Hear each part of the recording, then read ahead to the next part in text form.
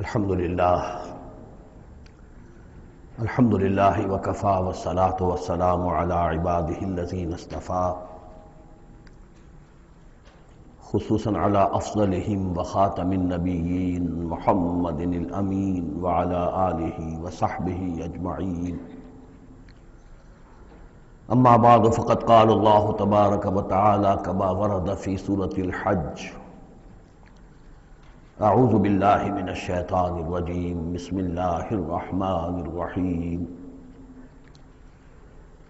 ان اللہ یدافع عن الذین آمنوا ان اللہ لا يحب كل خوان کفور اذن للذین یقاتلون بانہم ظلموا وان اللہ علی نصرہم لقدیر الذين اخرجوا من ديارهم بغير حق الا ان يقولوا ربنا الله ولولا دفع الله الناس بعضهم ببعض لهدمت صوامع وبيع وصلوات ومساجد يذكر فيها اسم الله كثيرا ولينصرن الله من ينصره ان الله لقوي عزيز الذين إن مكناهم في الأرض أقاموا الصلاة وآتوا الزكاة وأمروا بالمعروف ونهوا عن المنكر ولله عاقبة الأمور صدق الله العظيم رب اشرح لي صدري ويسر لي أمري واحلل عقدة من لساني يفقهوا قولي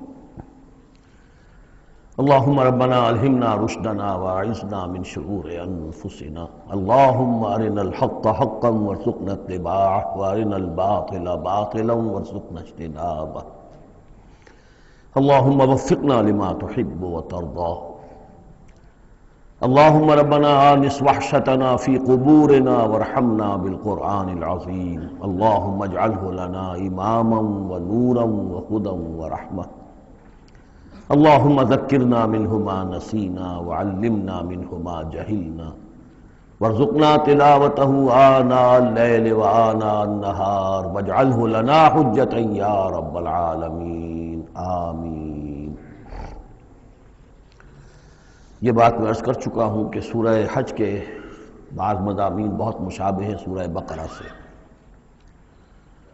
اس سورہ مبارکہ کے بارے میں بعض حضرات کی رائے یہ ہے کہ یہ مدنی ہے، لیکن صحیح بات یہی ہے کہ یہ مکی صورت ہے، البتہ اس میں کچھ آیات ایسی ہیں کہ جو مدنی بھی ان کو قرار دیا جا سکتا ہے، اور ایک روایت جو حضرت عبداللہ ابن عباس رضی اللہ تعالی عنہما کی مجھے مل گئی ہے وہ یہ ہے کہ وہ اثناء سفر ہجرت میں نازل ہوئی، اور اس وقت ہمیں اب انہی آیات کا مطالعہ کرنا ہے۔ یہ آیات یوں سمجھیے کہ نبی اکرم صلی اللہ علیہ وسلم کی وہ جد و جہد اور آپ کی دعوت اور تحریک جو ہے اس میں ایک بڑے ٹرننگ پوائنٹ کو ریپرزینٹ کر رہی ہیں۔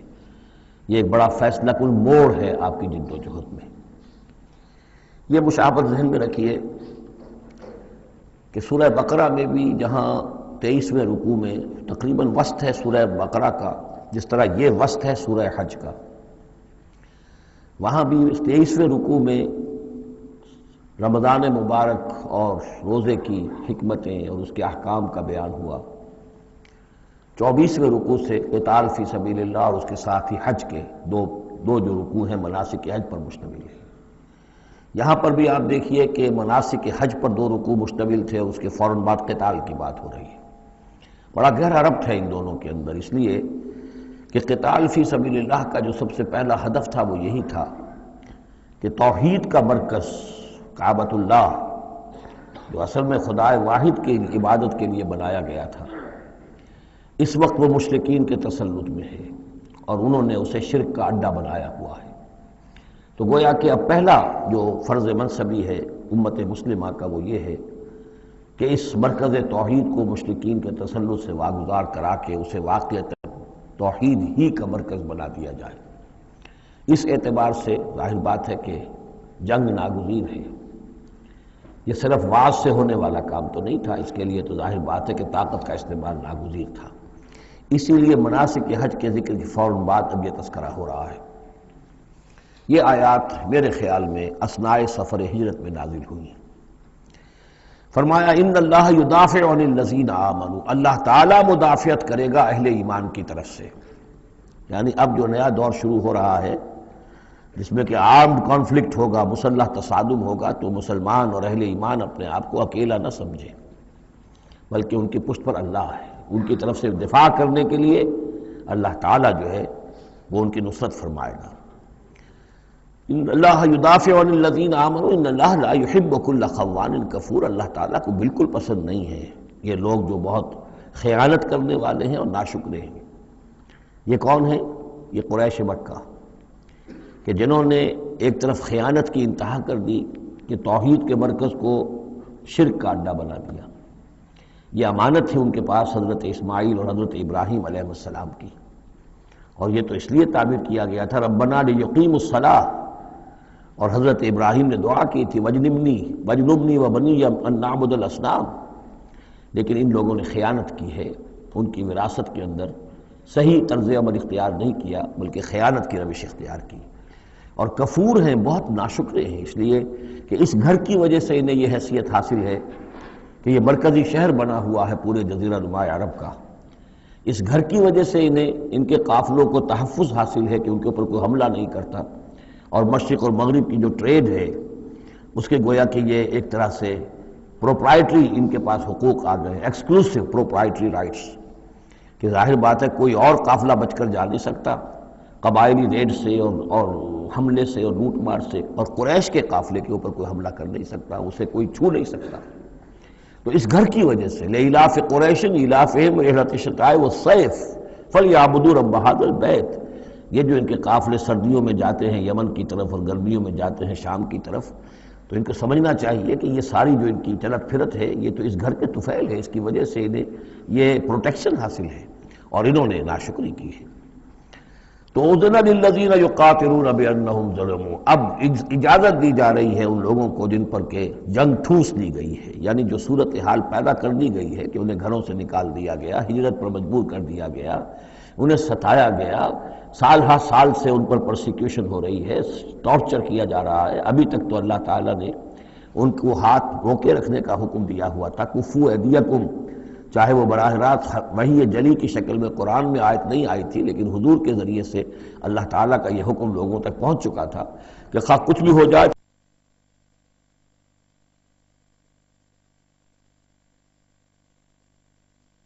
ان کے ہاتھ کھولے جا رہے ہیں۔ اذن للذین یقاتلون بانہم ظلموا، اب جو ان پر ظلم کیا گیا ہے اس کے سبب سے ان کو اجازت دی جا رہی ہے کہ اب وہ اینٹ کا جواب پتھر سے دے سکتے ہیں۔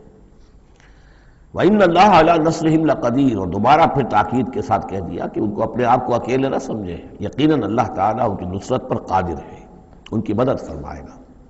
الَّذِينَ أُخْرِجُوا مِن دِيَارِهِمْ، وہ لوگ کہ جو اپنے گھروں سے نکال دیے گئے، یہ سب کون تھے؟ مہاجرین جو تھے، یہ مکے سے جو نکلنے پر مجبور کر دیے گئے، اہل و عیال کو چھوڑ کر نکلنے پر مجبور ہوئے۔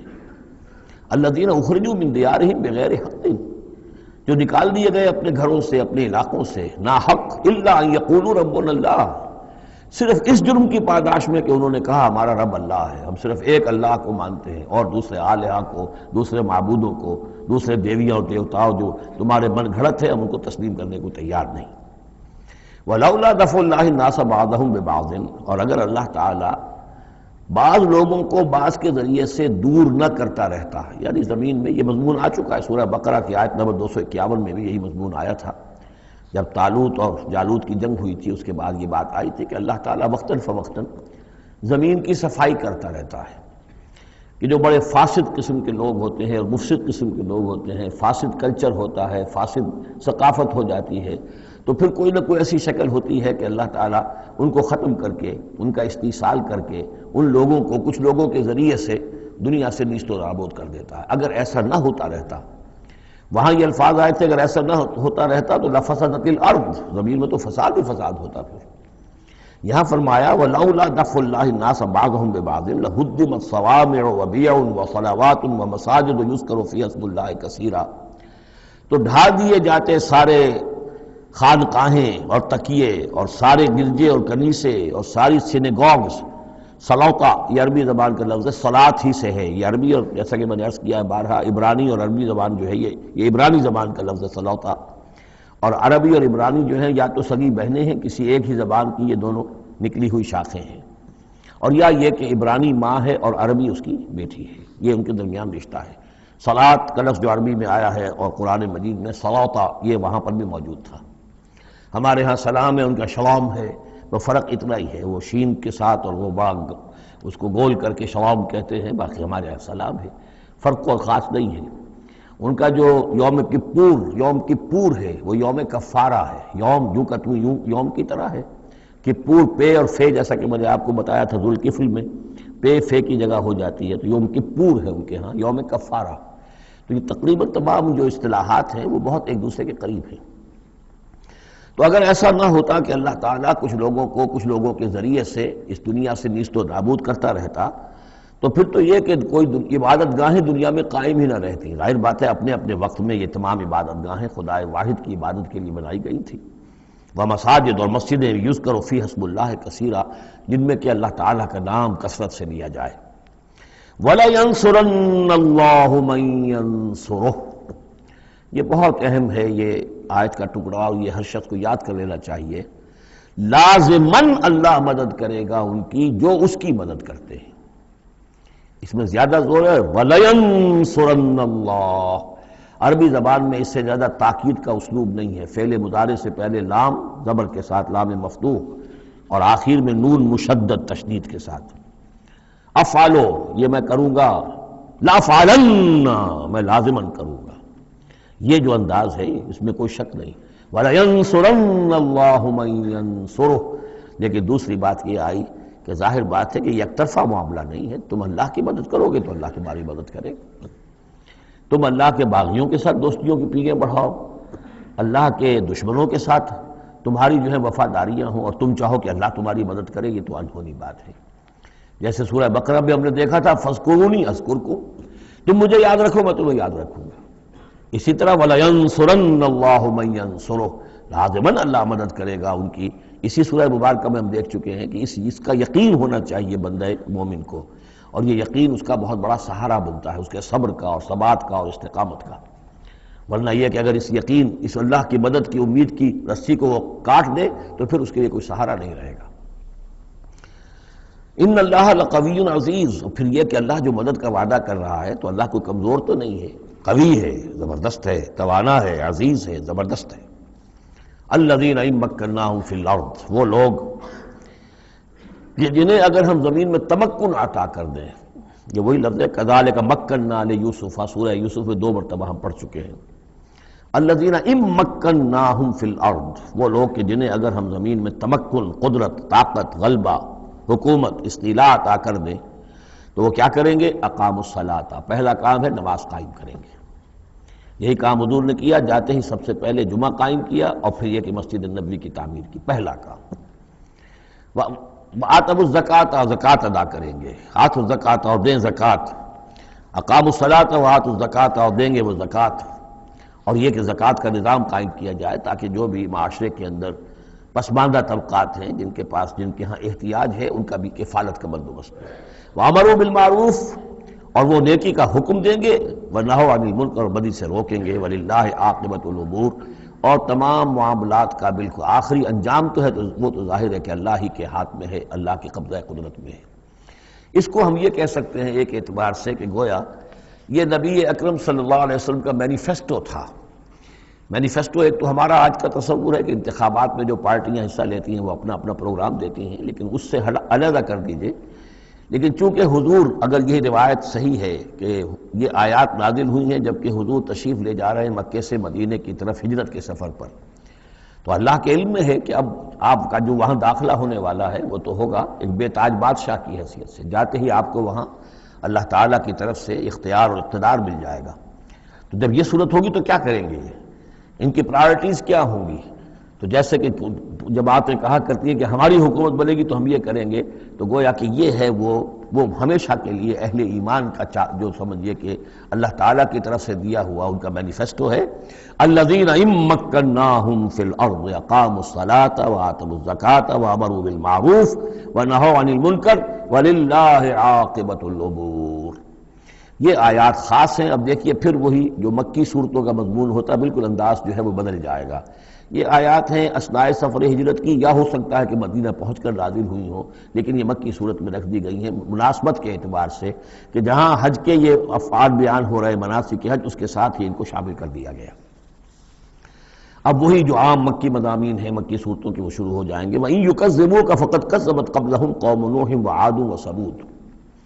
اور اے نبی اگر یہ آپ کو جھٹلا رہے ہیں تو آپ سے پہلے بھی جھٹلایا ہے قوم نوح نے، قوم عاد نے، قوم سمود نے، قوم ابراہیم و قوم لوط۔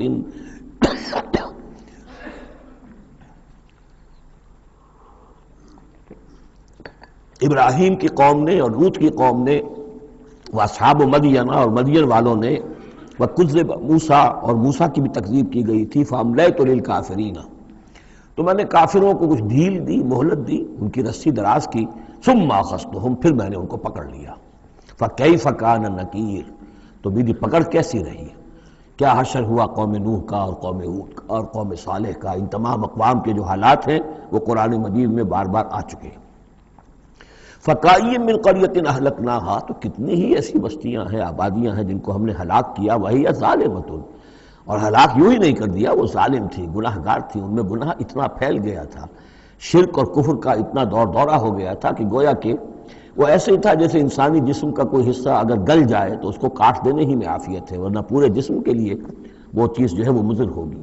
ایمپوٹیشن ہو جاتی ہے، ہاتھ کا، آرم کا ایمپوٹیشن ہو گیا، پیر کا ایمپوٹیشن کر دیا گیا کہ اتنا گل سڑ گیا ہے کہ یہاں سے متعفن مواد جو ہے اگر خون میں جذب ہو کر پورے جسم میں جائے گا تو پوری جان جو ہے اس کی ہلاکت کا اندیشہ ہے۔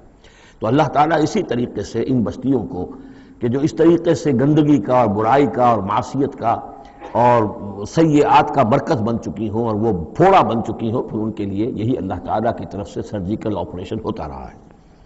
فَكَأَيٍّ مِّن قَرْيَةٍ أَهْلَكْنَاهَا فَهِيَ ظَالِمَةٌ فَهِيَ خَاوِيَةٌ عَلَىٰ عُرُوشِهَا وہ گری پڑی ہوئی ہیں اپنی چھتوں کے بل پر۔ وَبِئْرٍ مُعَطَّلَةٍ کتنے ہی کنویں ہیں کہ جو بند پڑے ہوئے ہیں، بڑی محنت سے لوگوں نے اپنے اپنے زمانوں میں کھودے ہوں گے، ان سے پانی پینے والے لوگ ہوں گے یا جمگھٹے رہا کرتے ہوں گے لوگوں کے، اب معطل پڑے ہوئے ہیں۔ وَقَصْرٍ مَشِيدٍ کتنے ہی محل ہیں جو ان میں بڑی گچکاری کی گئی ہے، بہت انہیں مضبوط بنایا گیا ہے۔ اب جاؤ الحمرا کو دیکھ لو، کبھی مسلمان حکومت کیا کرتے تھے، غرناطہ میں جاؤ اور دیکھو الحمرا محل کیسا ہے، جاؤ اور قرطبہ کی مسجد کو دیکھو کہ جہاں کوئی سجدہ کرنے والا نہیں ہے، کسی کو سجدے کی اجازت نہیں ہے۔ افلم یسیروا فی الارض تو کیا یہ لوگ زمین میں گھومے پھرے نہیں ہیں، فتکون لہم قلوب یعقلون بہا تو ہوتے ان کے دل جن سے یہ سمجھتے اور بات کو کی تہ تک پہنچتے۔ تو یہ جو لفظ قلب کے ساتھ عقل آیا ہے، اب اس کو اچھی طرح سمجھ لیجئے، چونکہ یہ بات میری تو آپ کے سامنے آ چکی ہے کہ میرے نزدیک انسان ایک مرکب وجود کا حامل ہے۔ اس کا ایک وجود حیوانی ہے، خالص حیوانی اور مکمل حیوان اور اعلیٰ ترین حیوان۔ انسان اعلیٰ ترین حیوان ہے، تمام حیوانوں میں سب سے افضل ہے، اور اس میں وہ ساری فیکلٹیز ہیں کہ جو حیوانات میں بھی ہوتی ہیں، لیکن اس کا ایک روحانی وجود ہے، وہ مکمل وجود ہے، انڈیپینڈنٹ ہے، بالکل اس حیوانی وجود سے ایک علیحدہ اور مستقل بذات وجود ہے۔ یہ دونوں کیسے جڑے ہوئے ہیں یہ ہم نہیں جانتے۔ وہ تو ہمیں یہ بھی معلوم نہیں کہ انسانی جسم میں جان کہاں ہے، کچھ پتہ نہیں، کہاں دل میں ہے کہیں ہے، تو دل تو بدل دیتے ہیں لوگ، پھر بھی وہ جان تو وہی کی وہی رہتی ہے۔ اب تو جو کچھ ہو رہا ہے آپ کو معلوم ہے، تو جان کہاں ہے، کس چیز سے متعلق، دماغ سے متعلق ہے، دل سے متعلق، کہاں سے متعلق؟ تو لائف ہی کو ہم نہیں جانتے، تو لائف سے آگے روح کا تعلق کس طور سے ہے ہم کیا جان سکتے ہیں؟ ہست رب الناس رابع جان الناس اتصال بے تکیف بے قیاس، یہ متصل ہے، یہ جو روحانی وجود ہے اور حیوانی وجود ہے یہ متصل ہے، ملے ہوئے تو ہیں، لیکن یہ اتصال ایسا ہے بے تکیف بے قیاس، نہ اس کی کیفیت معلوم ہو سکتی ہے، نہ اس کو کسی اور چیز پر قیاس کیا جا سکتا ہے، لیکن ہے دو علیحدہ وجود۔ ایک وجود پہلے پیدا کیا گیا تھا، کما خلقناکم اول مرہ، دوسرا وجود اس عالم خلق کے اندر آتا ہے، اور ان میں سے ہر ایک کی، دونوں کی اپنی اپنی عقل ہے۔ روح کی اپنی عقل ہے، روح کی اپنی آنکھ ہے، روح کے اپنے کان ہیں، اور جسم کے حیوانی وجود کے اپنی آنکھیں ہیں، اپنے کان ہیں، اپنی عقل ہے۔ تو ان السمع والبصر والفؤاد، یہ حیوانی، یہ گویا کہ انسان کے جو حیوانی ذرائع علم ہے وہ یہ ہیں جن کے بارے میں گفتگو سورہ بنی اسرائیل کی اس آیت کے حوالے سے میں تفصیلاً کر چکا ہوں۔ ان السمع والبصر والفؤاد کل اولئک کان عنہ مسئولا۔ لیکن انسان کے اندر جو یہ روح ہے یہ دیکھتی بھی ہے، یہ سنتی بھی ہے، اس کے اپنے کان ہیں، وہ غیر مرئی کان ہیں، غیر مرئی آنکھیں ہیں لیکن اس کی اپنی عقل ہے۔ اب یہاں دیکھیے یہ دونوں چیزیں واضح ہو جائیں گی۔ فَتَكُونَ لَهُمْ قُلُوبٌ يَعْقِلُونَ بِهَا، تو ہوتے ان کے دل کہ جن سے یہ بات سمجھتے، او آذان یسمعون بها، یا ہوتے کان جن سے یہ سنتے۔ فإنها لا تعمل ابصار ولكن تعمل قلوب التي في الصدور، اس لیے کہ آنکھیں اندھی نہیں ہوا کرتی، دل اندھے ہو جاتے ہیں جو سینوں کے اندر ہے۔ یہ کون سا اندھاپا ہے؟ ابو جہل اندھا تھا کس اعتبار سے؟ ابو لہب اندھا تھا کس اعتبار سے؟ ولید بن مغیرہ اندھا تھا کس اعتبار سے؟ ان کی آنکھیں تو اندھی نہیں تھی، ان کے دل اندھے ہو گئے تھے، ان کی روحیں اندھی ہو گئی تھی، ان کے اوپر اپنی دنیاوی اغراض، اپنی ضد، اپنی ہٹ دھرمی اور اپنے تکبر اور اپنے جو بھی ان کے اندر عصبیتیں تھیں، اس کی وجہ سے اس طریقے سے ان کے اوپر پٹیاں پڑ چکی تھی کہ وہ روح نہ دیکھتی تھی نہ سنتی تھی۔ تو یہ ہے اصل میں یہ معاملہ۔ فَإِنَّهَا لَا تَعْمَلْ أَبْصَارُ، ایک ہے آنکھیں اندھی، لیکن ہو سکتا ہے اس کا دل جو ہے وہ دوسروں سے کہیں زیادہ دیکھنے والا ہو، لیکن یہ کہ آنکھوں کا اندھا ہونا اتنا بڑی بات نہیں، اتنا دل کا اندھا ہونا۔ فَلَمْ يَسِيرُوا فِي الْأَرْضِ فَتَكُونَ لَهُمْ قُلُوبٌ يَعْقِلُونَ بِهَا، تو کیا یہ زمین میں گھومے پھرے نہیں، پھر ہوتی ان کے دل کہ جن سے یہ بات کو سمجھتے، او آذان یسمعون بها، یا ہوتے کان، روح کے کان کہ جن سے یہ سنتے، دیدن دیگر آموز سنیدن دیگر آموز، اس لیے کہ ظاہر بات ہے بستیوں کو تو وہ دیکھتے تھے، کتا بھی دیکھ رہا ہے کہ کار آ رہی ہے، اسے بچنا ہے، وہ بھی اپنی جان بچاتا ہے، انسان نے بھی دیکھ لیا اور وہ بھی جان بچانے کے لیے ایک طرف ہو گیا، تو کوئی بڑا فرق نہیں۔ یہ حیوانی جو دیکھنا ہے وہ تو دیکھنا ہے، لیکن انسان کا دیکھنا کچھ اور ہے۔ فَإِنَّهَا لَا تَعْمَلْ أَبْصَارُ وَلَكِنْ تَعْمَلْ قُلُوبُ الَّتِي فِي الصُّدُورِ، اس لیے کہ دل آنکھیں اندھے نہیں ہوا کرتی بلکہ دل اندھے ہو جاتے ہیں جو سینوں کے اندر ہیں، اس لیے کہ روح کا مسکن قلب ہے، یہ ہم جانتے ہیں، روح کا مسکن قلب ہے، یہ ہم نہیں جانتے کہ کیسے، کس طرح۔ بہرحال دل کو آپ اگر کہیں کاٹیں گے پیٹیں گے تو کہیں وہ آپ کو اس میں روح نظر نہیں آئے گی، وہ غیر مرئی شے ہے، لیکن تعلق اس کا جو ہے وہ قلب انسانی کے ساتھ ہے۔ وَيَسْتَعْجِلُونَكَ بِالْعَذَابِ وَلَنْ يُخْلِفَ اللَّهُ وَعْدَهُ، اور یہ لوگ جلدی مچا رہے ہیں نبی آپ سے عذاب کی، اور اللہ تعالیٰ اپنے وعدے کی ہرگز خلاف ورزی نہیں کرے گا۔ وہ عذاب آئے گا، کس شکل میں آئے گا ابھی اللہ تعالیٰ نے اس کو چھپا کر رکھا ہوا ہے، کب آئے گا وہ بھی اللہ نے چھپایا ہوا ہے۔ وَإِنْ أَدْرِيَ قَرِيبٌ أَمْ بَعِيدٌ مَا تُوعَدُونَ، یہ ہم سورہ انبیاء میں پڑھائے ہیں کہ میں نہیں جانتا ہے نبی، آپ کہہ دیجئے قُلْ إِنْ أَدْرِيَ قَرِيبٌ أَمْ بَعِيدٌ مَا تُوعَدُونَ، کہ جس چیز کا تم سے وعدہ کیا جا رہا ہے، جس چیز کی دھمکی دی جا رہی ہے، وہ قریب آ چکی ہے یا دور ہے۔ وَإِنَّ يَوْمًا عِندَ رَبِّكَ كَأَلْفِ سَنَةٍ مِّمَّا تَعُدُّونَ، اور یقیناً ایک دن آپ کے رب کے نزدیک 1000 برس کا ہے اس حساب سے جو تم تعداد جانتے ہو۔ انسانی عام حساب سے جو 1000 برس ہے، دنیا کا ہمارا حساب سے وہ در حقیقت اللہ کا ایک دن ہے۔ یہ مضمون چونکہ قرآن مجید میں پھر سورہ سجدہ میں پھر آئے گا، 2 مرتبہ آیا، تو یہ مضمون یوں سمجھیے کہ یہ محکمات میں سے، یہ متشابہات میں سے نہیں ہے، بات بہت بالکل پختہ ہے اور واضح ہے۔ يُدَبِّرُ الْأَمْرَ مِنَ السَّمَاءِ إِلَى الْأَرْضِ ثُمَّ يَعْرُجُ إِلَيْهِ فِي يَوْمٍ كَانَ مِقْدَارُهُ أَلْفَ سَنَةٍ مِّمَّا تَعُدُّونَ، تو اللہ تعالیٰ کی جو تدبیر امر ہے، وہی جو 3 کام ابتدائی جو شاہ ولی اللہ دہلوی رحمۃ اللہ علیہ کی تصنیف حجت اللہ البالغہ کے حوالے سے میں بتا چکا ہوں، ابداع خلق اور تدبیر تیسرا کام ہے۔ اس تیسرے کام کے ضمن میں اللہ کا جو بھی ایک نقشہ بنتا ہے اس کی مشیت کا، وہ 1000 سال کا ہوتا ہے ہمارے حساب سے، اس کا ایک دن ہے، وہ اس کی ایک پلاننگ ہو جاتی ہے، اس کے احکام جو ہیں وہ فرشتوں کے حوالے کر دیے جاتے ہیں، اس کی پھر ایگزیکیوشن ہوتی ہے، تو 1000 برس کی پلاننگ ہے ہمارے حساب سے، اللہ کے ہاں وہ ایک دن ہے۔ وَكَأَيٍّ مِّن قَرْيَةٍ أَمْلَيْتُ لَهَا، اور کتنی ہی بستیاں ایسی ہوئی ہیں کہ جنہیں ہم نے ڈھیل دی تھی، وَهِيَ ظَالِمَةٌ، لیکن وہ تھیں گناہ گار، ثُمَّ أَخَذْتُهَا، پھر میں نے ان کو پکڑ لیا، وَإِلَيَّ الْمَصِيرُ، اور میری ہی طرف لوٹ کر آنا ہے۔ قُلْ يَا أَيُّهَا النَّاسُ إِنَّمَا أَنَا لَكُمْ نَذِيرٌ مُّبِينٌ، کہہ دیجئے اے نبی، اے لوگو، میں ہوں ایک خبردار کرنے والا، صاف صاف تمہارے لیے ایک خبردار کرنے والا آیا ہوں، ڈرانے والا آیا ہوں، بتا دینے والا ہوں کہ یہ مراحل زندگی کے آنے والے ہیں۔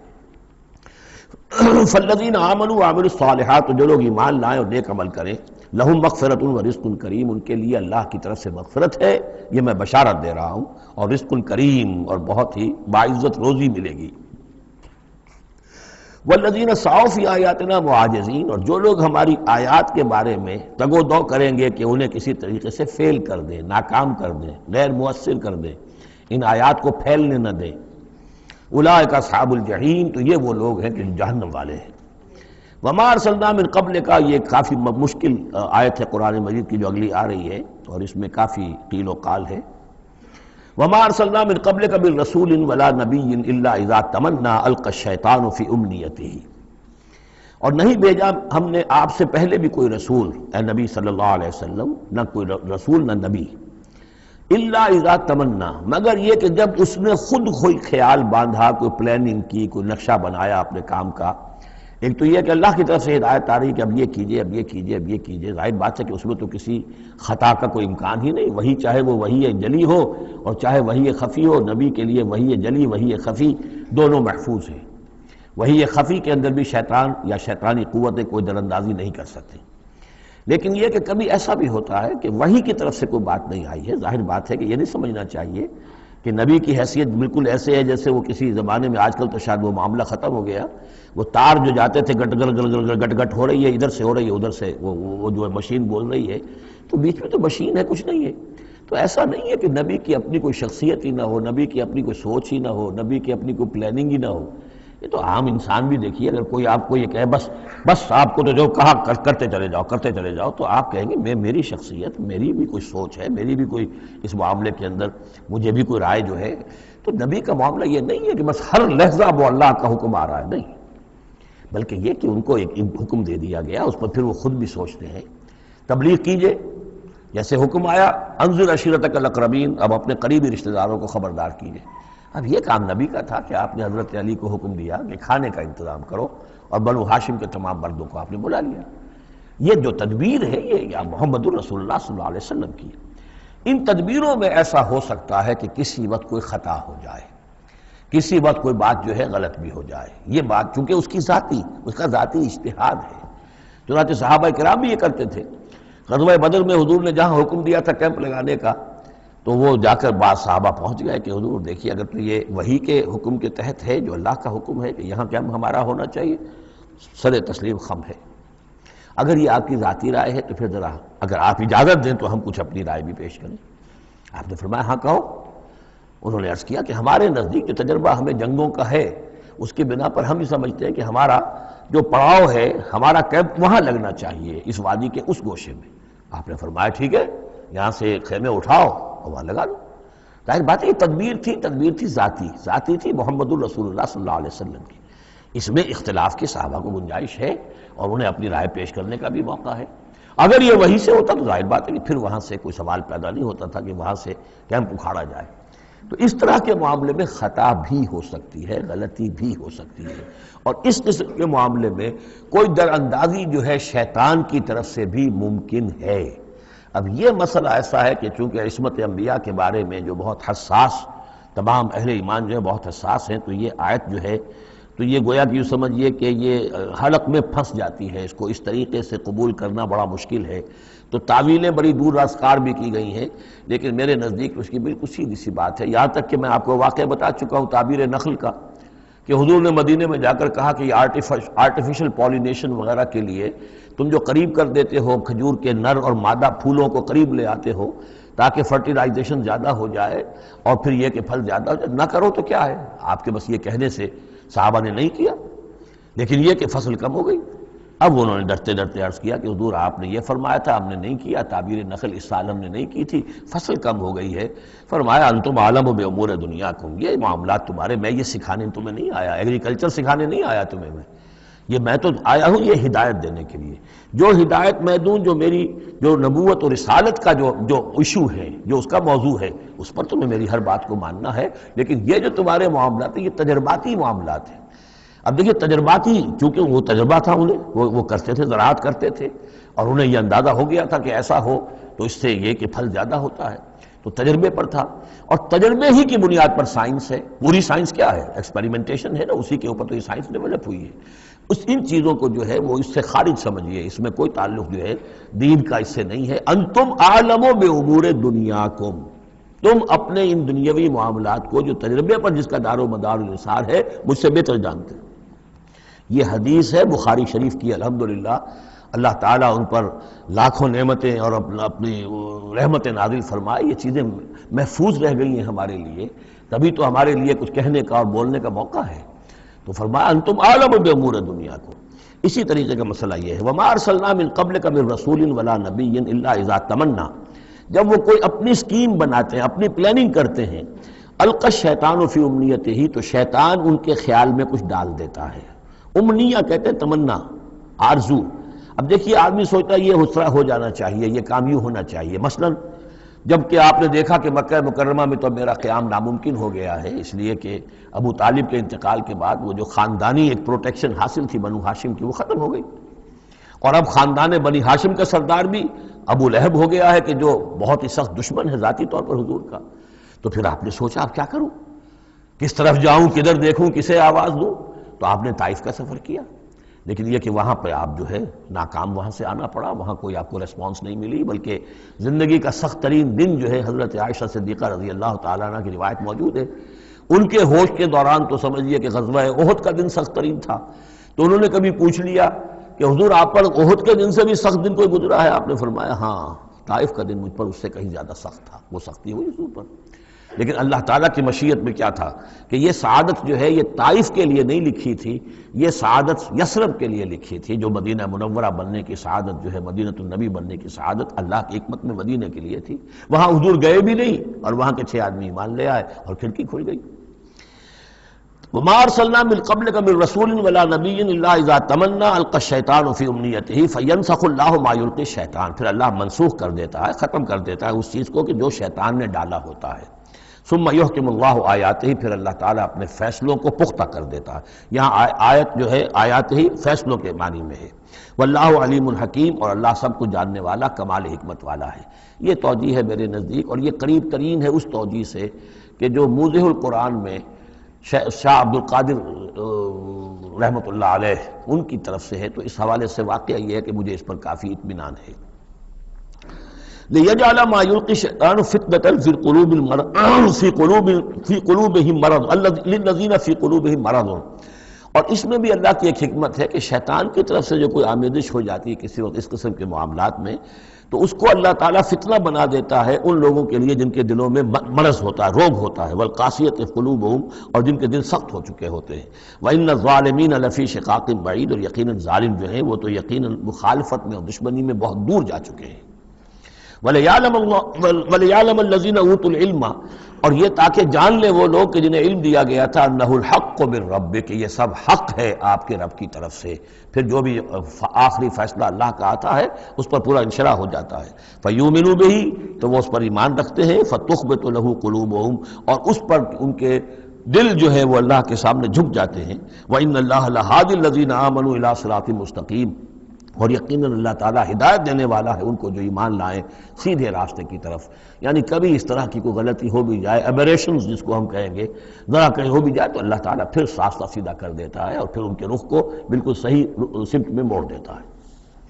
وَلَا يَزَالُ الَّذِينَ كَفَرُوا فِي مِرْيَةٍ مِّنْهُ، اور یہ لوگ جو کفر کر رہے ہیں ان کو تو یہ تو شک و شبہ ہی میں رہیں گے، ان کے شکوک و شبہات کبھی ختم ہونے والے نہیں ہیں۔ حتیٰ تأتیہم الساعۃ بغتۃ، یہاں تک کہ یا تو قیامت آ دھمکے ان پر اچانک، اور یاتیہم عذاب یوم عقیم، یا پھر وہ عذاب جو ہے بانج دن کا، یعنی ایسا دن کہ جو خیر سے خالی ہوگا، بانج ہوگا، بانج دن، یوم عقیم کا جو عذاب ہے وہ ان پر مسلط ہو جائے۔ الملک یومئذ للہ، اس دن راج ہوگا پھر صرف اللہ کا، کسی کے پاس کوئی اختیار نہیں ہوگا۔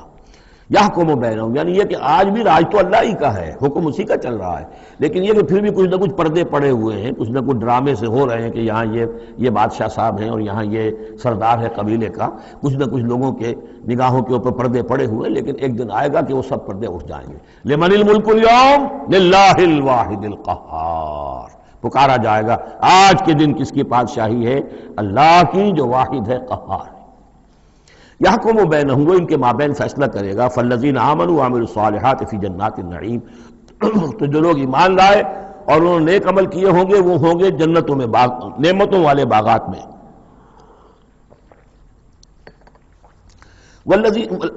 والذین کفروا وکذبوا بآیاتنا، اور وہ لوگ کہ جو کفر کی روش اختیار کریں اور ہماری آیت کو جھٹلائیں، فاولئک لہم عذاب مہین، تو ان کے لیے ہوگا اہانت آمیز، رسوا کن عذاب۔ والذین ہاجروا فی سبیل اللہ، اب دیکھیے یہ ہجرت کا، کیونکہ یہ بالکل یعنی مکی دور کے بالکل آخری زمانے کی یہ صورت ہے، بالکل متصل سمجھیے، جیسے کہ ہجرت کے متصلاً بعد سورہ بقرہ، ہجرت کے بالکل متصلاً قبل یہ سورہ حج۔ والذین ہاجروا فی سبیل اللہ ثم قتلوا، اور وہ لوگ جنہوں نے ہجرت کی اللہ کی راہ میں، پھر خواہ وہ قتل ہو گئے اور ماتوا، یا یہ کہ اپنی طبعی موت مر گئے، لَيَرْزُقَنَّهُمُ اللَّهُ رِزْقًا حَسَنًا، دونوں صورتوں میں اللہ تعالیٰ ان کو لازماً بہت رزق حسن عطا فرمائے گا۔ وَإِنَّ اللَّهَ لَهُوَ خَيْرُ الرَّازِقِينَ، اور یقیناً اللہ ہی ہے بہترین رزق دینے والا۔ لَيُدْخِلَنَّهُمْ مُدْخَلًا يَرْضَوْنَ، اور وہ لازماً داخل کرے گا انہیں ان جگہ، ان مقامات پر کہ جن سے وہ راضی ہو جائیں گے۔ وَإِنَّ اللَّهَ الْعَلِيمُ الْحَلِيمُ، اللہ تعالیٰ یقیناً علیم ہے، سب کچھ جاننے والا، اور حلیم ہے، تحمل والا ہے۔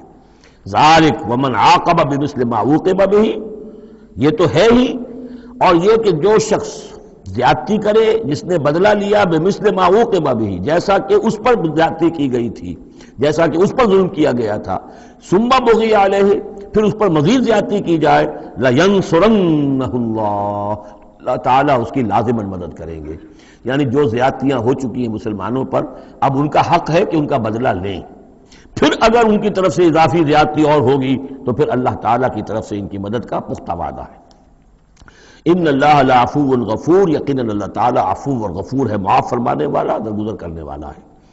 ذالک بان اللہ یولج اللیل فی النہار، اور یہ اس لیے ہے، یعنی یہ کہ اللہ تعالیٰ کا پورا یہ نظام کائنات کا اسی طرح چل رہا ہے، اسی عدل پر، انصاف پر۔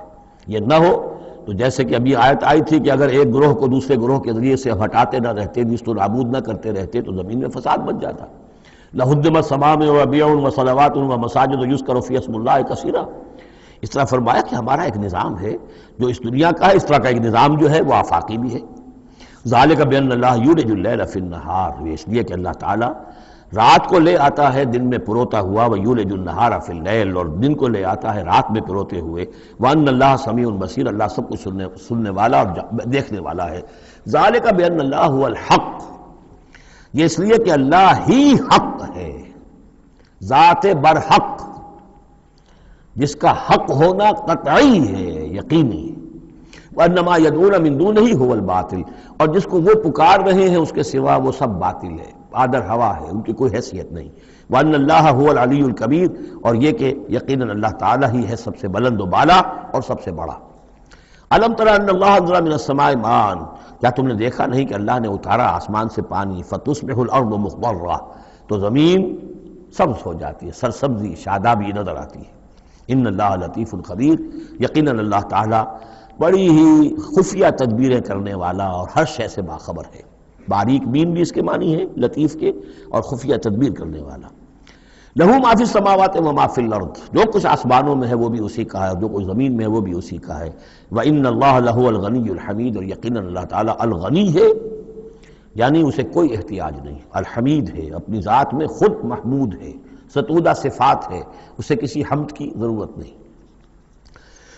أَلَمْ تَرَ أَنَّ اللَّهَ سَخَّرَ لَكُم مَّا فِي الْأَرْضِ وَالْفُلْكَ تَجْرِي فِي الْبَحْرِ بِأَمْرِهِ، کیا تم نے دیکھا نہیں کہ اللہ تعالیٰ نے تمہارے لیے مسخر کر دیا ہے، تمہاری خدمت گزاری میں، تمہاری ضروریات کی بہم رسانی میں لگا دیا ہے ان سب چیزوں کو جو زمین میں ہے، والفلک، اور کشتی کو، تجری فی البحر بامرہ، جو چلتی ہے سمندر میں اور دریا میں اس کے حکم سے، ویمسک السماء ان تقع علی الارض، اور وہی ہے جو تھامے ہوئے آسمان کو کہ وہ گر نہ جائے زمین پر، الا باذنہ، مگر اس کے حکم سے۔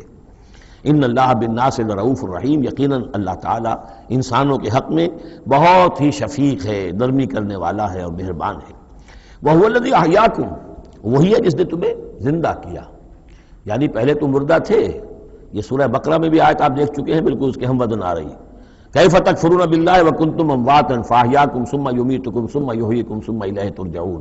اب یہاں صرف یہ کہ کنتم امواتا کے الفاظ کو دوبارہ نہیں لائے، هو الذی احیاکم ثم یمیتکم ثم یحییکم، تم مردہ تھے پھر تمہیں زندہ کیا، پھر تمہیں موت دے گا، پھر زندہ کرے گا۔ مردہ تھے یعنی یہ ہمارا وہ دور ہے جبکہ روحانی عالم ارواح میں ہم سے عہد لینے کے بعد ہمیں سلا دیا گیا، الست بربکم، اس کے بعد کسی کولڈ سٹوریج کے اندر تمام ارواح کو رکھ دیا گیا، وہ ہماری پہلی موت تھی، پہلی نیند تھی جو ہم سوئے رہے۔ اس کے بعد جاگے ہیں تو اس عالم خلق کے اندر کسی رحم مادر کے اندر وہ روح جو ہے وہ لا کر ایک جنین کے ساتھ جوڑ دی گئی، یہ ہمارا احیاء اول ہو گیا۔ اس کے بعد پھر یہاں ہم رہیں گے تو یہ زندگی ہے دوسری، اور اس کے بعد جب موت ہوگی تو احیاء یہ اماتہ ثانی ہو جائے گا، پھر اللہ اٹھائے گا بعد الموت، وہ احیاء ثانی ہو جائے گا۔ یہ سورہ غافر میں مضمون آئے گا، اس کا کلائمیکس جو ہے سورہ غافر میں ہے۔ وَهُوَ الَّذِي أَحْيَاكُمْ ثُمَّ يُمِيتُكُمْ ثُمَّ يُحْيِيكُمْ إِنَّ الْإِنسَانَ لَكَفُورٌ، یقیناً انسان جو ہے وہ ناشکرا ہے۔ لِكُلِّ أُمَّةٍ جَعَلْنَا مَنْسَكًا هُمْ نَاسِكُوهُ، ہم نے ہر امت کے لیے ان کے قربانی کے طریقے، طور طریقے، عبادات کے آداب ہم نے مقرر کر دیے ہیں جو اس کی پیروی کرتے ہیں۔ فَلَا يُنَازِعُنَّكَ فِي الْأَمْرِ، تو انہیں آپ سے جھگڑنا نہیں چاہیے، یعنی یہ کہ اگر یہود کے ہاں کوئی اور طریقے تھے قربانی کے تو اور یہاں بنی اسماعیل کے لیے ہم نے کچھ اور مقرر کیے، مسلمانوں کو اب کچھ اور طریقے ہم بتا رہے ہیں، تو اس میں کوئی حرج نہیں ہے، اس میں جھگڑنے کی ضرورت بات نہیں۔ یہ پہلے پڑھ چکے ہیں اسی صورت میں کہ ہم نے ہر امت کے لیے منسک مقرر کیے ہیں۔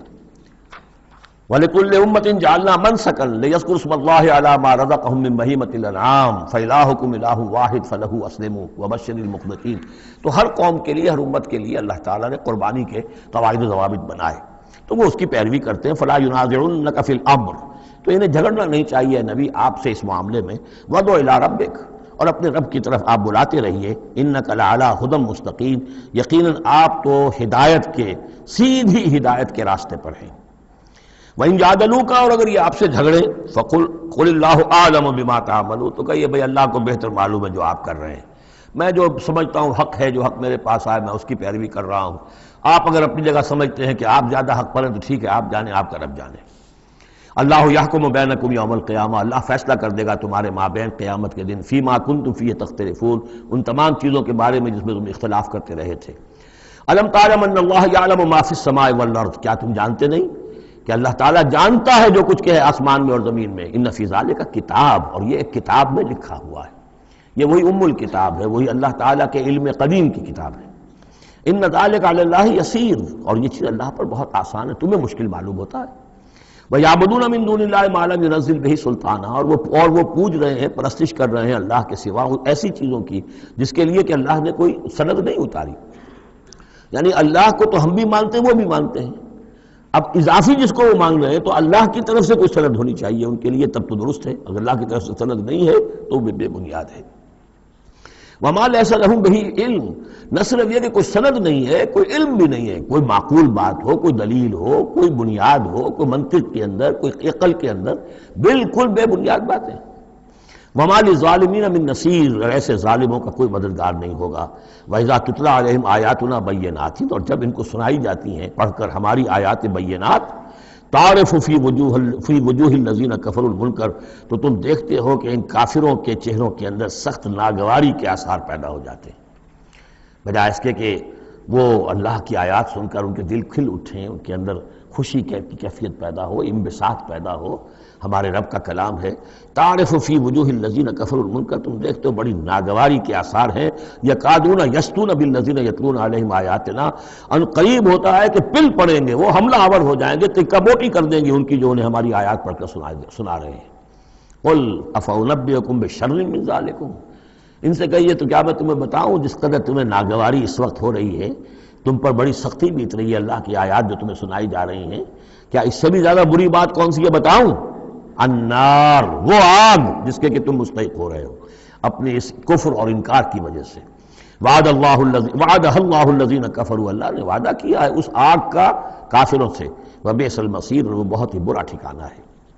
اب جو یہ آخری رکوع آ رہا ہے سورہ مبارکہ کا، اس کے ترجمے سے پہلے مجھے تھوڑی سی تمہیداً کچھ بات عرض کرنی ہے۔ یہ جو ایک دعوت رجوع القرآن کی ایک تحریک ہم نے شروع کی، اور الحمدللہ کہ میں اس میں اپنی زندگی کے لگ بھگ 35 برس اب صرف کر چکا ہوں، اور اسی کے پھر کوکھ سے تنظیم اسلامی اور تحریک خلافت نے جنم لیا ہے۔ اس دعوت رجوع القرآن کی جو بنیاد ہے اور جس کو کہ میں نے ذریعہ بنایا ہے قرآن مجید سے لوگوں کو متعارف کرانے کا، اور قرآن مجید کے ذریعے سے دین کے جامع تصور کو لوگوں کے سامنے پیش کرنے کا، اور قرآن مجید کے ذریعے سے دین کی طرف سے جو بنیادی فرائض ہم پر عائد ہوتے ہیں اس کا ایک جامع تصور دینے کا جو میں نے کام کیا ہے، اس کے لیے ذریعہ میں نے بنایا ہے ایک منتخب نصاب کو، مطالعہ قرآن حکیم کا منتخب نصاب۔ یہ جو منتخب نصاب ہے یہ تقریباً کل قرآن کے 1/15 حجم کے اندر یوں سمجھیے کہ 2 پاروں کے لگ بھگ ہے، مائنس پلس کم و بیش 2 پارے ہوں گے۔ تو اس میں ان آیات کو لیا گیا ہے کہ جن میں ایک تو یہ کہ دین کا جامع تصور بہت مختصر الفاظ میں سامنے آ جائے، اور جو فرائض دینی ہیں جس کا کہ ہم سے باز پرس ہونی ہے، جس کے بارے میں پوچھ گچھ ہونی ہے، تو اس کا صحیح صحیح تصور ہمیں معلوم ہے کہ نماز روزہ یہ تو فرض ہے، سب جانتے ہیں، اس کے علاوہ بھی کوئی چیز فرض ہے، کسی چیز کے بارے میں ہم مسئول ہیں، ذمہ داری ہماری ہے یا نہیں ہے؟ تو وہ جو منتخب نصاب ہے اس کے مختلف جو حصے ہیں، ہم کچھ حصوں سے گزرے ہیں، لیکن یہ میں آج سوچ رہا تھا کہ جیسے میں نے آپ کو بتایا تھا کہ حروف مقطعات کا معاملہ یہ ہے کہ 29 حروف ہیں یا 28 حروف ہیں عربی زبان کے الفابیٹس جو ہیں، شروع کے حصوں میں سے حروف میں سے بہت کم ہیں جو حروف مقطعات میں آئے، اور آخری جو حصہ ہے اس کے تختی کے، اس کے بہت سے حروف ہیں، اکثر و بیشتر ہیں کہ جو حروف مقطعات میں آئے ہیں۔ تو یہ پہلی مرتبہ میرا ذہن ادھر گیا ہے کہ ہمارے اس منتخب نصاب میں بھی یہ چیز کوئی میرے پیش نظر نہیں تھی کہ جان بوجھ کر ایسا کیا ہو۔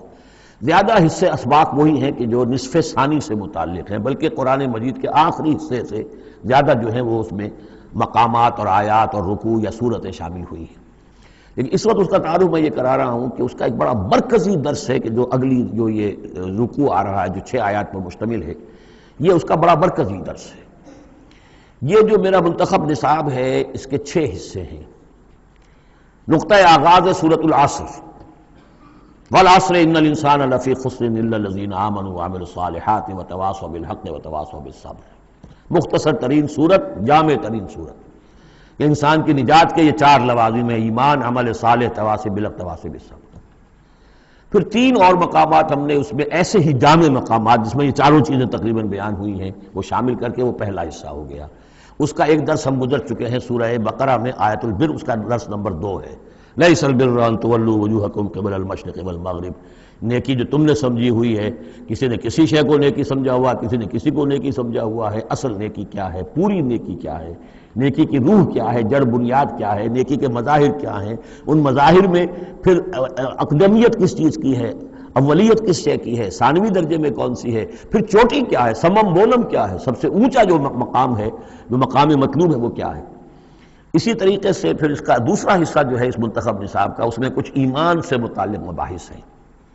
ایمان کن چیزوں کا نام ہے، کیسے ایمان وجود میں آتا ہے، تو اس میں سورہ فاتحہ بھی ہے، وہ بھی ہم پڑھ چکے ہیں، اور پھر سورہ آل عمران کا جو آخری رکوع کی آیات تھی، ان فی خلق السماوات والارض واختلاف اللیل والنہار یہ بھی جو ہے لآیات لأولی الالباب۔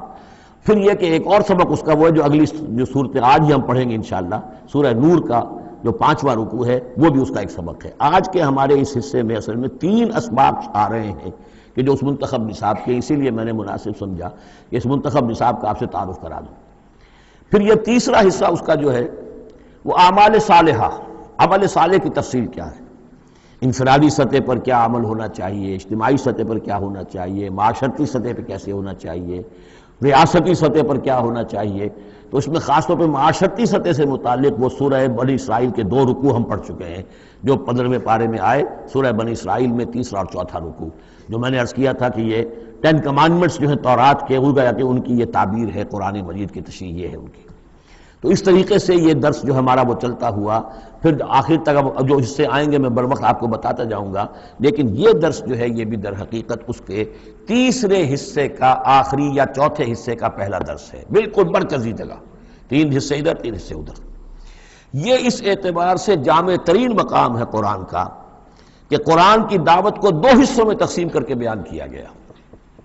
ایک قرآن کی دعوت عمومی ہے، ہر انسان، کل نوع بشر کے لیے، اس لیے کہ حضور کی بعثت تمام انسانوں کے لیے، ہر انسان کسے باشد، چاہے شمال کا ہو، جنوب کا ہو، مشرق کا ہو، مغرب کا ہو، کالا ہو، گورا ہو، پیلا ہو، نیلا ہو، کوئی ہو، سب کے لیے کیا دعوت ہے قرآن کی، قرآن کیا کہتا ہے، کوئی ہے یا نہیں؟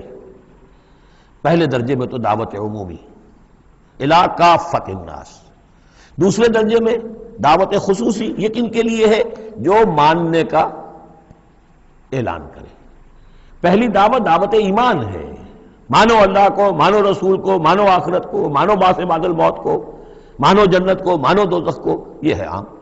جو یہ مانتے ہی نہیں، اب ان سے کوئی اور کلام نہیں، ان سے ہم کیسے کہیں گے نماز پڑھو اور روزہ رکھو، وہ اللہ کو نہیں مانتے، قرآن کو نہیں مانتے، نبی کو نہیں مانتے۔ تو دعوت ایمان ہے، دعوت عام قرآن مجید کی۔ اور پھر جو ایمان کا دعویٰ کریں، اب ان سے خطاب ہے کہ اب جگر تھام کے بیٹھو، میری باری آئی، جب تم نے مان لیا ہے تو اب ماننے کا یہ تقاضا پورا کرنا پڑے گا۔ اب وہ دعوت عمل ہوگی، یہ کرو اور یہ کرو اور یہ کرو اور یہ کرو۔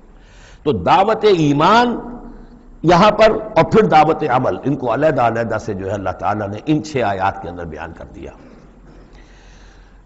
یا ایھا الناس، اب دیکھیے دعوت عمومی کا خطاب ہے، یا ایھا الناس، 4 آیتوں اس کے تابع ہیں، اور آخری 2 آیتوں میں پھر آئے گا یا ایھا الذین آمنوا، پھر وہ اہل ایمان سے جو ایمان کا دعویٰ کریں مان لیں کہ ہاں ہم نے مانا۔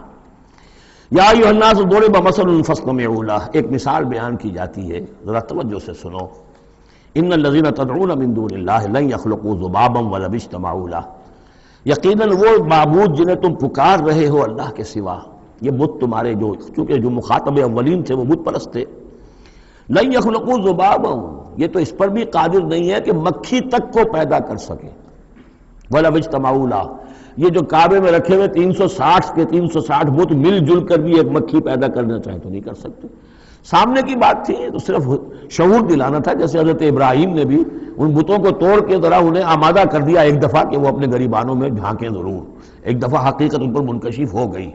اسی طرح یہ مثال دی جا رہی ہے، وَإِن يَسْلُبْهُمُ الذُّبَابُ شَيْئًا، اور یہ تو بات بہت دور کی ہے کہ وہ مکھی کو پیدا کرے، مکھی ان سے کوئی چیز چھین کر لے جائے، ان کے سامنے حلوے مانڈے رکھتے ہو مکھیاں بھنبھناتی ہیں، وہ تو مکھیاں بھی اڑا نہیں سکتے۔ إِن يَسْلُبْهُمُ الذُّبَابُ شَيْئًا لَا يَسْتَنقِذُوهُ مِنْهُ، تو اسے واپس چھین نہیں سکتے، حاصل نہیں کر سکتے۔ ضَعُفَ الطَّالِبُ وَالْمَطْلُوبُ، بہت کمزور ہے طالب بھی اور مطلوب بھی۔ یہ ان 3 الفاظ میں قرآن مجید کا توحید کا جو عملی لب لباب ہے وہ آ گیا ہے۔ انسان جو ہے، جو بھی کسی بھی درجے میں باشعور انسان ہے، اس کا کوئی نہ کوئی آئیڈیل ہے، آدرش ہے، کوئی نصب العین ہے جس کے لیے وہ بھاگ دوڑ کرتا ہے، محنت کرتا ہے دن رات۔ تو ظاہر بات ہے کہ وہ آئیڈیل گھٹیا ہوگا تو انسان بھی گھٹیا ہوگا، آئیڈیل اونچا ہوگا تو انسان بھی اونچا ہوگا۔ یہ دونوں چیزیں جو ہے کورسپونڈنگ جائیں گی۔ اگر آپ کا مقصود ہی پست ہے تو ظاہر بات ہے آپ کی اپنی شخصیت بھی بڑی پست ڈیولپ ہوگی۔ مقصود اونچا ہو، بلند، لیکن فرمایا ان کا تو جو مطلوب ہے وہ بھی ضعیف، تو طالب تو اور بھی ضعیف ہوئے۔ جن کا مطلوب وہ بنے ہوئے ہیں کہ جو مکھی تک نہیں اڑا سکتے، تو طالبوں کا کیا حل ہوگا؟ قیاس کن سے گلستان من بہار مرا۔ لیکن یہ وہی مضمون ہے جو سورہ بقرہ میں آ چکا ہے۔ وَمِنَ النَّاسِ مَن يَتَّخِذُ مِن دُونِ اللَّهِ أَندَادًا يُحِبُّونَهُمْ كَحُبِّ اللَّهِ، لوگوں میں سے کچھ ایسے ہیں جو اللہ کے مد مقابل بنا کر کچھ اور چیزوں سے محبت شروع کر دیتے جیسے کہ اللہ سے محبت کرنی چاہیے تھی۔ اصل میں تو انسان کو بنایا گیا کہ لا محبوب الا اللہ، لا مقصود الا اللہ، لا مطلوب الا اللہ، مطلوب اللہ کے سوا کوئی نہ رہے، باقی ذرائع ہیں۔ زندہ رہنے کے لیے روٹی کھانی ہے، محنت کرنی ہے، ہل چلانا ہے، ذرائع ہے، مطلوب نہیں ہے۔ نہ کھیتی مطلوب ہے، نہ دکان مطلوب ہے، نہ پروفیشن مطلوب ہے، نہ ڈاکٹری، نہ انجینئرنگ، کوئی شے مطلوب نہیں، نہ دنیا مطلوب ہے، نہ اولاد مطلوب ہے، مطلوب صرف اللہ۔ یہ ہے توحید کا لب لباب، لا مطلوب الا اللہ، لا مقصود الا اللہ، لا محبوب الا اللہ۔ لیکن جو لوگ یہاں تک نہیں پہنچ سکتے، جیسے جس شخص کو بہت سخت بھوک لگی ہو، اگر اچھی چیز کھانے کو نہیں ملے گی تو برے میں بھی منہ مارے گا۔ اگر ان کا ذہن وہاں تک نہیں پہنچا، اگر ان کے ذہن کی پستی کا یہ عالم ہے کہ اللہ کی معرفت حاصل نہیں کر سکے، اللہ ان کا محبوب اور مطلوب و مقصود اصلی نہ بن سکا، تو کسی اور کو اللہ کی جگہ رکھ کر اور وہ پوجنا شروع کر دیتے ہیں۔ کوئی آئیڈیلی ہے، کوئی وطن ہے، کوئی قوم ہے، اور کچھ نہیں تو میرا اپنا نفس ہے، اپنے ہی حسن کا دیوانہ بنا پھرتا ہوں، اپنی ہی حریم ذات کے گرد طواف ہو رہا ہے۔ تو ضعف الطالب والمطلوب ما قدر اللہ حق قدرہ، یہ اللہ کی قدر نہ کر سکے، اللہ کا اندازہ نہ کر سکے، معرفت حاصل نہ کر سکے اللہ کی، جیسے کہ اس کے معرفت کا حق تھا۔ اللہ کو پہچان لیتے تو کسی اور سے کاہے کو لو لگاتے؟ حسین ترین کو اگر دیکھ لیں گے تو کمتر کو کون پھر پوچھے گا؟ تو دیکھ نہیں پائے ہیں جلال خداوندی کا کوئی نقشہ ان کے سامنے، جلال و جمال و کمال خداوندی کی کوئی جھلک نہیں دیکھ پائے، لہذا وہ عاشق بنے پھر رہے دنیا کے عروس ہزار داماد کے۔ ما قدر اللہ کا قدر ہی، ان اللہ لقوی عزیز، یقینا اللہ تعالیٰ قوی ہے، توانا ہے، طاقت والا ہے اور زبردست ہے۔ اللہ یصطفی من الملائکۃ رسلا ومن الناس، 2 آیتوں میں تو بات آ گئی توحید اور شرک کی، اب ایک آیت میں رسالت۔ اللہ چن لیتا ہے فرشتوں میں سے بھی اپنے پیغامبر اور انسانوں میں سے بھی۔ ان اللہ سمیع بصیر، اللہ سمیع اور بصیر ہے۔ ادھر سے چن لیا جبرائیل کو اور اپنی وحی دے دی، ادھر سے چن لیا محمد کو صلی اللہ علیہ وسلم اور جبریل سے کہا کہ محمد کو پہنچا دو، تاکہ محمد اپنے ابنائے نو کو، انسانوں کو لوگ پہنچا دیں۔ تو یہ گویا کہ 2 لنکس ہیں، ایک فرشتہ رسول ملک، ایک رسول بشر جبرائیل اور محمد صلی اللہ علیہ وسلم۔ ان اللہ سمیع بصیر، اللہ تعالیٰ سب کچھ سننے والا اور دیکھنے والا ہے۔ یعلم ما بین ایدیہم وما خلفہم، وہ جانتا ہے جو کچھ ان کے سامنے ہے، جو کچھ ان کے پیچھے ہے۔ وإلی اللہ ترجع الامور، اور پھر تمام معاملات اللہ ہی کی طرف لوٹا دیے جائیں گے۔ یہ آخرت آ گئی، توحید، رسالت، آخرت، یہ ہے ثلاثی، یہ امور ثلاثہ ہیں جن پر ایمان کی دعوت، اور یہ دعوت ہے یا ایھا الناس، اے بنی نوع آدم، اے انسانوں۔ اب بات ہے دوسرے مرحلے پر، جنہوں نے کہا اچھا جی ہم نے مانا اللہ کو، مانا رسول کو، مانا ہم نے آخرت کو، بعث بعد الموت کو، ہم تسلیم کرتے ہیں انا للہ و انا الیہ راجعون۔ تو اب ہے عمل کا مرحلہ، یا ایھا الذین آمنوا، اے وہ لوگوں جو ایمان کا دعویٰ کر رہے ہو، اقرار کر رہے ہو۔ اب بات بدل گئی، اب دیکھیے فعل امر آ رہے ہیں، پہلے میں فعل امر کوئی تھا ہی نہیں، سوائے اس کے کہ ضرب مثلا فاستمعوا لہ، بس وہ ایک فعل امر آیا تھا، ذرا باتوجہ سے سنو، باقی کچھ نہیں، حقائق بیان کر دیے، توحید، رسالت، معاد۔ اب جو لوگ ان کو مانتے ہیں، یا ایھا الذین آمنوا ارکعوا واسجدوا واعبدوا ربکم وافعلوا الخیر لعلکم تفلحون، اے ایمان کے دعوے دارو، رکوع کرو، جھکو اللہ کے سامنے، واسجدوا، اور جھکو، prostrate before him، اس کے سامنے سر سجود ہو جاؤ، وَاعْبُدُوا رَبَّكُمْ، اور اپنے رب کی بندگی، مکمل بندگی، ٹوٹل بندگی، اس کی پرستش نہیں، بندگی بھی، زندگی آمد برائے بندگی، زندگی بے بندگی شرمندگی، وَافْعَلُوا الْخَيْرَ، اور نیک کام کرو، بھلے کام کرو۔ اب بھلا کام کون سا رہ گیا؟ وَاعْبُدُوا میں تو سب کچھ آ گیا، بھلا کام کیا ہے؟ عبادت میں تو جو اللہ نے حکم دیا وہ ہم نے کر دیا، ہم نے بندگی کا حق ادا کر دیا۔ اب فعل خیر کیا ہے؟ وہ یہ ہے کہ خدمت خلق میں اپنے آپ کو لگا دو، اور خدمت خلق صرف یہ نہیں ہے کہ بھوکے کو کھانا کھلا دیا جائے، یہ بھی خدمت خلق ہے۔ سب سے بڑی خدمت خلق کیا ہے؟ ان کی عاقبت سنوارنے کی کوشش کرو، یہ سموچے جہنم کے اندر جا رہے ہیں، گویا کہ دعوت، ان کو بچاؤ، ان لوگوں کو اس حقائق سے خود بھی جن سے کہ تم آشنا ہو گئے ہو، جو حقائق تم پر منکشف ہو گئے ہیں، ان سے انہیں بھی روشناس کرو تاکہ ان کی عاقبت سنور جائے، ان کی بھی زندگی درست ہو جائے۔ لعلکم تفلحون، یہ کرو گے تو فلاح پاؤ گے۔ بہت اہم نکتہ ہے یہ۔ اے ایمان کے دعوے دارو، یہ نہ سمجھ بیٹھو بس ایمان لے آئے تو بس فلاح ہی فلاح ہے، اب کامیابی ہو گئی بس، نہیں، یہ شہادت گاہ الفت میں قدم رکھنا ہے، یہ تو ابھی قدم رکھا ہے آپ نے، اب یہ کرو اور یہ کرو اور یہ کرو اور یہ کرو تاکہ فلاح پاؤ۔ اگر اس کے بغیر فلاح کی توقع کیے بیٹھے ہو تو یہ تمہارا اپنا خیال ہے، وشفل تھنکنگ ہے۔ تلک امانیکم قل ہاتوا برہانکم ان کنتم صادقین، یہ تو پھر تمہاری اپنے من گھڑت خیالات ہیں۔ اور اس سے بھی اگلا حکم ہے وجاہدوا فی اللہ حق جہادہ، جہاد کرو پھر اللہ کے لیے جیسا کہ اس کے لیے جہاد کا حق ہے۔ جی نہیں، یہ سجدہ جو ہے صرف حضرت شافعی کے نزدیک ہے، امام شافعی کے۔ وَجَاهِدُوا فِي اللَّهِ حَقَّ جِهَادِهِ، اور جہاد کرو اللہ کے لیے جیسا کہ اس کے لیے جہاد کا حق ہے۔ هُوَ اجْتَبَاكُمْ، اس نے تمہیں چن لیا ہے۔ کیا مانی؟ اب نبوت محمد پر ختم ہو رہی ہے صلی اللہ علیہ وسلم، اب آئندہ جبریل کسی کے پاس وحی نہیں لائیں گے کہ پھر وہ وحی پہنچائے لوگوں کو۔ اب یہ کام یہ کہ وہی جو جبریل وحی لائے اور جو محمد نے تمہیں پہنچا دی، اب تمہیں پہنچانی ہے پوری نوع انسانی کی طرف۔ یہ ہے تیسری لنک، هُوَ اجْتَبَاكُمْ، اپنے نصیب پر فخر کرو، اللہ نے تمہیں چن لیا ہے، سلیکٹ کر لیا ہے۔ یہ بالکل وہی مضمون اب آ گیا جو سورہ بقرہ میں آیا تھا، وَكَذَلِكَ جَعَلْنَاكُمْ أُمَّةً وَسَطًا لِتَكُونُوا شُهَدَاءَ عَلَى النَّاسِ وَيَكُونَ الرَّسُولُ عَلَيْكُمْ شَهِيدًا، وہی مضمون آ رہا ہے، هُوَ اجْتَبَاكُمْ وَمَا جَعَلَ عَلَيْكُمْ فِي الدِّينِ مِنْ حَرَجٍ، اور تمہارے لیے تو ہم نے دین کے اندر کوئی تنگی رکھی ہی نہیں، ملت ابیکم ابراہیم، یہ تمہارے جد اجداد ابراہیم ہی کی ملت ہے۔ هُوَ سَمَّاكُمُ الْمُسْلِمِينَ، اسی نے تمہارا نام مسلم رکھا ہے، اللہ نے تمہیں اس مسلم کا خطاب دیا ہے۔ حضرت ابراہیم نے بھی یہی کہا تھا، ربنا وجعلنا مسلمین لک ومن ذریتنا امۃ مسلمۃ لک، ہماری امت میں سے بھی ایک امت مسلمہ اٹھائی ہو، من قبل وفی ھذا، اس سے پہلے بھی اور اس میں بھی، لیکون الرسول شہیدا علیکم وتکونوا شہداء علی الناس، وہی مضمون جو سورہ بقرہ میں تھا، وکذالک جعلناکم امۃ وسطا لتکونوا شہداء علی الناس ویکون الرسول علیکم شہیدا۔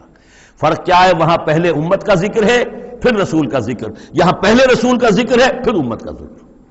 لِيَكُونَ الرَّسُولُ شَهِيدًا عَلَيْكُمْ وَتَكُونُوا شُهَدَاءَ عَلَى النَّاسِ فَأَقِيمُوا الصَّلَاةَ۔ بس اس کو اپنی پوری طرح سمجھنے کے بعد اب بسم اللہ کرو، قدم آگے بڑھاؤ، تو سب سے پہلے قدم کہاں بڑھاؤ گے؟ فَأَقِيمُوا الصَّلَاةَ وَآتُوا الزَّكَاةَ، نماز قائم کرو، زکوٰۃ ادا کرو، واعتصموا باللہ، اور اب اللہ کے ساتھ چمٹ جاؤ، اللہ کے دامن سے وابستہ ہو جاؤ، ہوا مولاکم، وہ تمہارا مولا ہے، مددگار ہے، پشت پناہ ہے، حمایتی ہے، فنعم المولا ونعم النصیر، کیا ہی اچھا ہے حمایتی اور کیا ہی اچھا ہے مددگار۔ بارک اللہ لی ولکم فی القرآن العظیم ونفعنی وإیاکم بالآیات والذکر الحکیم۔